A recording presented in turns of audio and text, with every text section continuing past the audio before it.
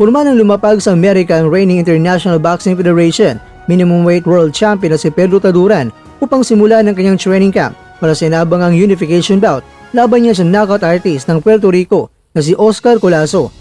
Sa pamamagitan ng social media post ng Viva Promotions, kinumpirma na nasa United States na ang Pinoy champion habang tinatapos ang kanyang kampo ang negosasyon para sa bakbakang pag-iisa ng mga titulo sa 105-pound division.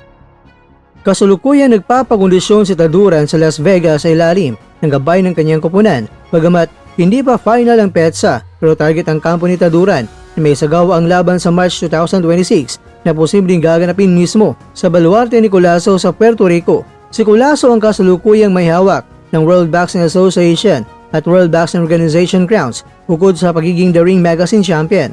Positibo ang kampo ni Taduran na matutuloy ang laban dahil matagal na rin ipinapayag ni Colaso ang kanyang kagustuhan na kolektahin ang lahat ng mga belt sa dibisyon. Kung magtatagumpay ang Pinoy, maaring sumunod sa kanyang listahan ang kababayang si Melvin Jerusalem na hawak naman ng World Boxing Council belt para sa isang All-Filipino Undisputed Clash. Hindi biro ang hamon para kay Taduran dahil itong si Colaso mga kwento ay kilala bilang Filipino Slayer matapos alunin sina Vic Saludar, Jason Vaison at itong si Melvin Jerusalem.